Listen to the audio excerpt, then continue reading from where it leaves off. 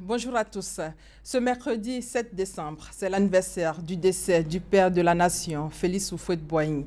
Il est mort le 7 décembre 1993. 23 ans après, les Ivoiriens se souviennent du père de l'indépendance de la Côte d'Ivoire. Nous y reviendrons largement à 13 h.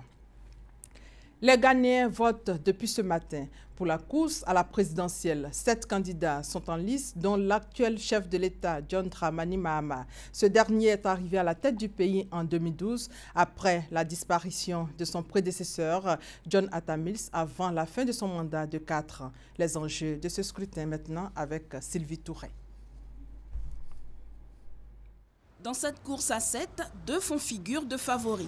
John Dramani Mahama, président sortant, qui tente un second mandat, et Nana Akufo-Addo, leader de l'opposition, président du NPP, le nouveau parti patriotique, candidat pour la 3e fois.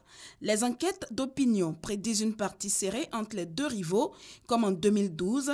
John Dramani l'avait emporté avec 50,7% des voix, une courte avance qu'avait contesté sans succès son adversaire. Nana Akufo-Addo aura-t-il sa revanche cette fois?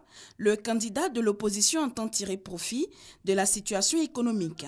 Selon les chiffres officiels, les indicateurs sont passés au rouge ces dernières années, avec pour signe clinique la baisse des revenus des exportations d'or, de pétrole et de cacao. Le pays subit de plein fouet une inflation à 2 chiffres. Conséquence, le pouvoir d'achat des ménages a baissé, les prix des denrées alimentaires et autres produits, tels que le carburant, ne cessent de grimper.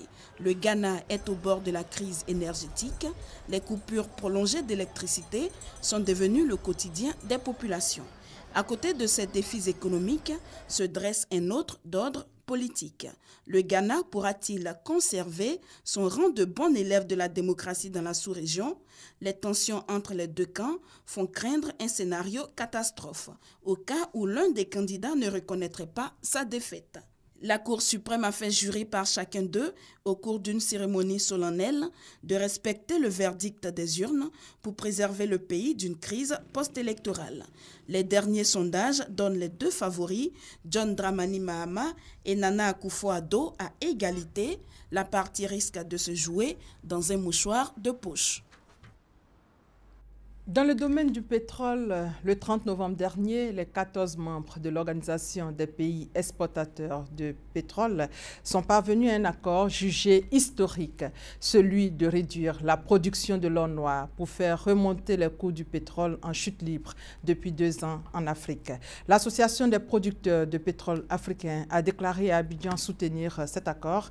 La Côte d'Ivoire préside l'association. En santé, 15 décès maternels tous les jours en Côte d'Ivoire. La situation est préoccupante. Situation due au non-respect du planning familial. Pour trouver une solution, il y aura la 5e réunion annuelle du partenariat de Ouagadougou à Abidjan. La réunion va se tenir du 12 au 14 décembre à Abidjan, justement. Le partenariat de Ouagadougou fait la promotion du planning familial. Mais avant la rencontre, le programme national de la santé mère-enfant fait le point des actions menées ici en Côte d'Ivoire pour réduire le nombre de décès.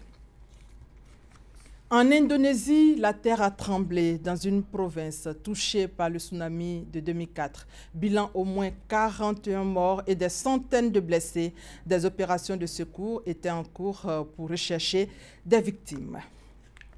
Pour terminer en France, Bernard Cazeneuve préside aujourd'hui son premier conseil des ministres. Manuel Valls, lui, sera en campagne ce mardi. Et c'est donc la fin de ce flash. On se retrouve à 13 h. Merci de votre fidélité.